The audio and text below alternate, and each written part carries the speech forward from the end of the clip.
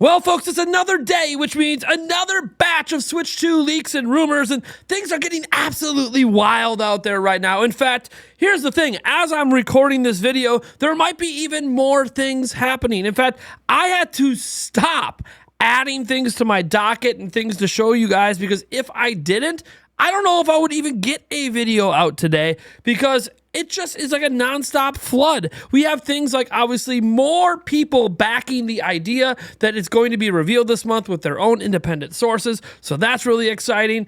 We have some updates potentially on it coming out sooner than you might expect. Some of you guys might expect, but some of you probably are thinking May or June. We have some more evidence that that might not be the case, and it could be much sooner than that. Also, we have another look, a brand new leak of the Nintendo Switch 2 dock that reveals some information that confirms another rumor. And I'm just getting absolutely wild out here. Things are getting crazy, and I am ready to dive into all of it. Oh man, before I do, just a quick reminder, we're on our road to 140,000 subscribers. You're enjoying all the Switch 2 coverage. Just subscribe right here to the channel. All right, without further ado, let's head on over to Twitter, because there is somebody there, a journalist who has been in the industry for quite some time, but hasn't really been in the leak game for a while. They did leak things like the PlayStation 4 Slim and images of that back in the day. They also had some information and leaks surrounding, could you believe it, Mario plus Rabbids Kingdom Battle, Laura Kate Dale. Now, she's had some misses, of course, as well. However, this looks like a direct hit because she has the receipts. Here we go. Laura Kate Dale says, "This is a new photo I have received from a trusted source showing a Switch 2 dock featuring visible input and output voltage information. Other information is obscured," which is kind of interesting because we already have a dock photo where this information isn't obscured, and this is just hard to read due to the angle. But it says, "In addition, I've learned the Switch 2 ships with a 60-watt charger for use of the dock." So we'll take a look at the bigger image here, and you can see this wattage input and the wattage output. What it really equals out to is essentially 60 watts that it can take. That's right, that it could take, and then it can output 42. So it looks like the Switch 2 will indeed be using 42 watts in dock mode. Now, to put this in perspective, the original Nintendo Switch dock takes 39 watts from your wall. It's a very abnormal, non-standard number, but then it allows 18 watts to be given to the Switch. To date, right now, the Nintendo Switch, the Switch OLED, etc., they only take a maximum of 18 watts. That has not changed. It was originally 16 watts at launch, but then Nintendo added a new 2-watt, more powerful power profile shortly after launch, and so 18 watts has been the cap this entire time. Even though the Switch OLED dock can actually output more than 18 watts, that actually doesn't mean the Switch can take more than 18 watts. So some people have used the OLED dock as a reason to be like, oh, just because it can output 42 watts to the system doesn't mean it takes 42 watts. But again, I'll note the Switch OLED dock is our greatest evidence to date that the Nintendo Switch Pro was actually a real thing, because it has a power profile it supports that the Nintendo Switch literally cannot do. On top of that, it also has the ability to have the dock be updated, and there's a chipset in it that supports the HDMI port, being a 4K 60 FPS port that just isn't enabled at that right now. You would figure that's what the dock update feature could be for, but it was never used. Again, remember, the Switch OLED came out during COVID. It's highly likely that there was some sort of Switch Pro back then, and the dock is really our greatest evidence. I would look more towards the original dock of Switch, which allowed 18-watt output to Switch. And again, here we are in 2024, and that is still the maximum power draw the Switch can have in dock mode. So this supporting 42-watt power draw is a very good reason to suspect that Nintendo Switch itself also supports said power draw. Now, if we go back to this and scroll down a little bit, you'll see, as a result of my understanding, the current generation Switch mains cable chargers won't be suitable for using the Power Switch 2 when docked. Notable is when docked, you should be able to use your OG Switch chargers just to charge it in handheld, but it doesn't have enough power. They don't output enough power for it to be used with the Switch 2 dock. It also means, yes, you're going to need new docks. It's probably not cross-compatible. That being said, she says hi to all the folks at Family Boards who remember her from 2016, asking who I am. Too long didn't read. I used to be into game leaks back in the day. I will admit I had my fair share of misses, and as someone who's a little overexcitable, but I had a few solid leaks back in the day. For reference, I talked about the Switch capture button functionality pre-release, reviewed the PS4 Slim before it was announced, and leaked Until Dawn Rush of Blood, leaked Switch game info including Kingdom Battle and Dark Souls Switch info. And I don't expect anything else from me or anything. I have one solid verifiable image I'm confident to run. I'm not going to be reporting every bit of hearsay and rumor that comes my way. We're in calmer era today, and they noted that, hey, they got some ADHD medicine over the years to help them with that. Now, we're not done with Laura K. Dale because she has another thing to say, and I find this to be really, really interesting, and this is about the name of the Switch 2, which this is just another person independently verifying the name of the system. So it says, did your source confirm the name as well? With the shenanigans like the Reddit leaker pulled, it would be nice to hear it from a more trusted person. And Laura K. Dale says, they demonstrably have the dock and refer to it exclusively as Switch 2. I have no reason to doubt that is the final name.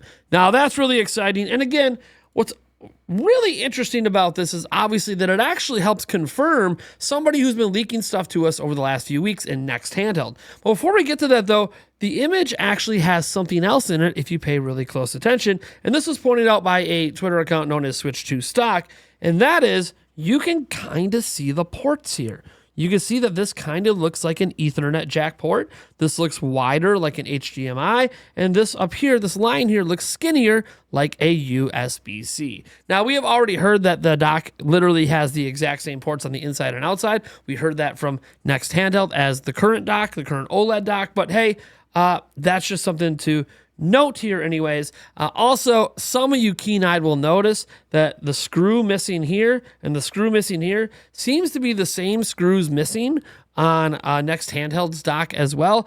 Apparently there's some reasons for this, but she can't divulge them. So we're just going to leave it at that. You can make your guesses on why those screws are missing. If this just means that this is like a prototype or, whatever the case might be, right? It's, because those same screws are missing on this. This is when we first saw the dock from Next Handheld, and while the background is AI generated, the dock is not. You can see there is a screw missing here, and there is a screw missing here, the exact same missing screws. But you can kind of see how we couldn't really see that direct wattage. This is not a very clear enough image. We could see some of the legal mumbo jumbo, but that direct wattage up here we couldn't see. And maybe in this legal mumbo jumbo in there's some identifying information on where this comes from, but it's so, the angle we're at, we really can't read it in this image, whereas we would have been able to read it on Laura K. Dale's image, but again, it's blurred out. So there is that. So this, obviously, with what Laura K. Dale, it's a second source backing up Next Handheld, even though she didn't even know who Next Handheld was. So take that for what it is. It's kind of cool that they're that independent that she didn't even know who this person was. So Next Handheld has obviously said a lot of things about the Nintendo Switch 2, including something else that he just recently stated. Oh, baby. If we head on over to the Nintendo Switch 2 subreddit, we see a screen capture of this, and this is where things get fascinating. So Next Handheld, people are going crazy in the Switch 2 subreddit. Surely you know when the damn thing is getting revealed, right? He says, I've just heard a January announcement, and both March and April for launch. More based on supply chain and distributors, secondhand info though.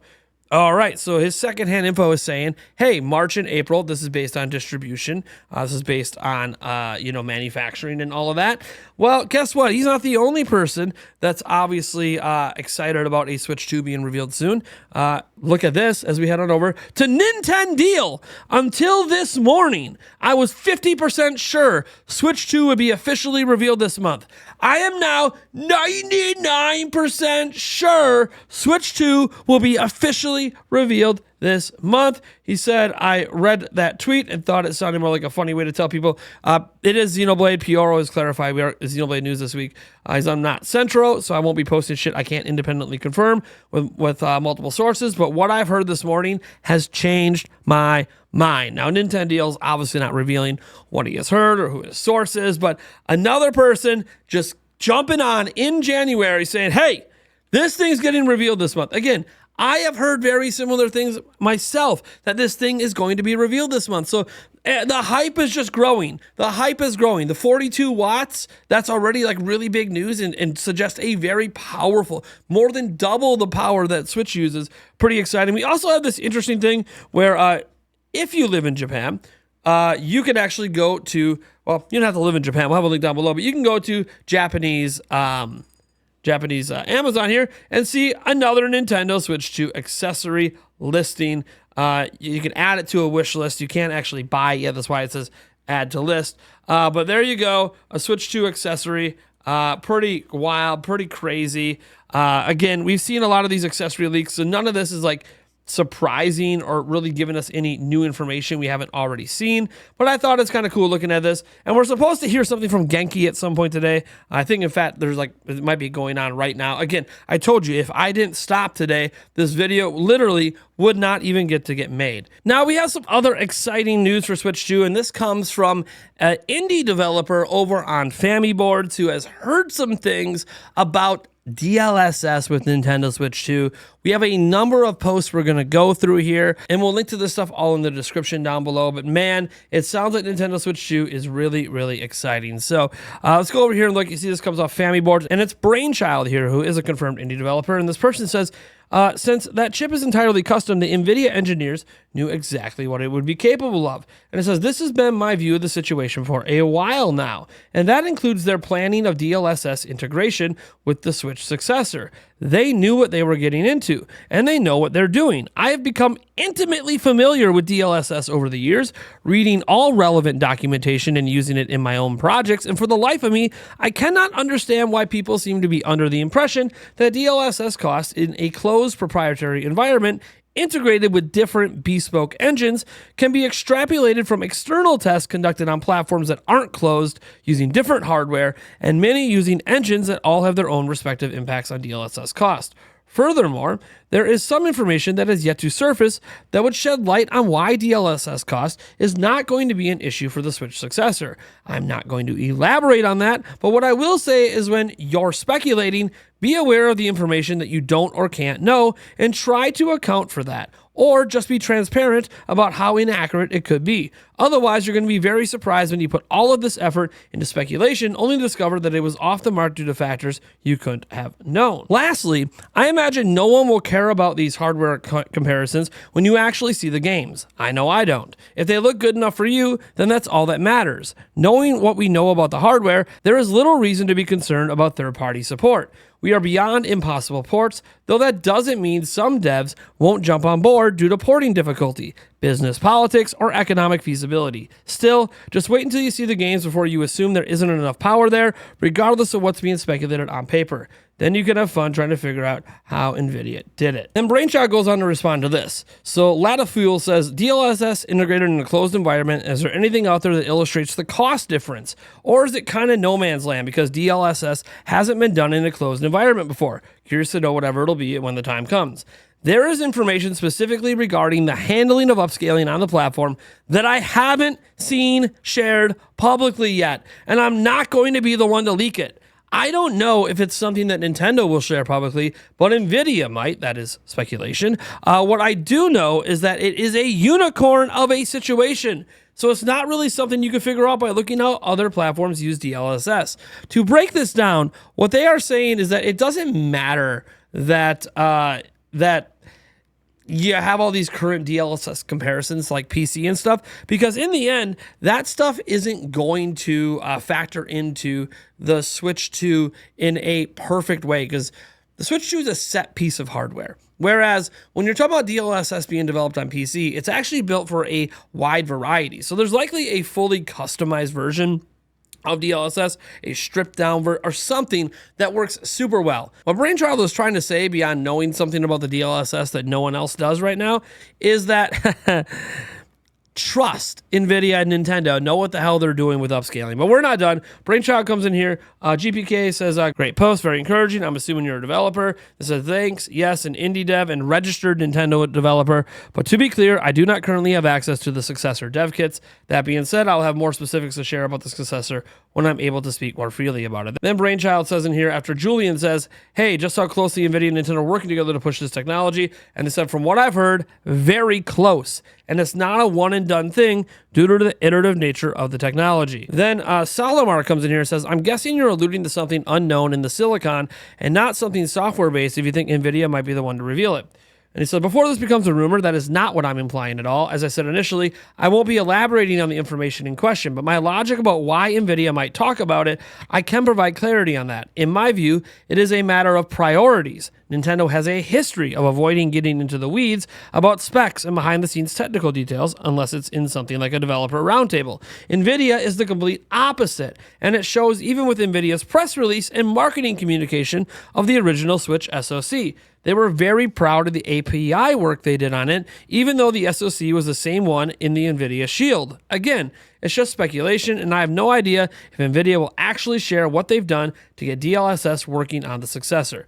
Man, this is just absolutely crazy stuff. But Brainchild brought up one other thing that I want to bring up because someone else worded this much more eloquently. So Brainchild brings in this Madigan person, says, your description and this follow-up was totally fine. Seriously, everyone, even without any other information, you can logically just imagine what improvements to the whole process can happen when it's a core part of software development, has only 2 specific targets it needs to be tuned to, and has had all this factored into a custom and well-engineered chip from the word go. It opens up new possibilities and efficiencies. Brainchild says, thanks. I like the way you worded it, the whole process. It's more in alignment with what I was trying to convey, though I can see how what I said could have been interpreted by others as making a special version of DLSS, though I can't rule that out either, but that wasn't specifically what they were referring to. So again, what they're basically saying is that the DLSS upscaling is going to be absolutely amazing and way better and isn't even directly comparable to, say, a 2050 in a laptop or a 3070 or a 3050 or a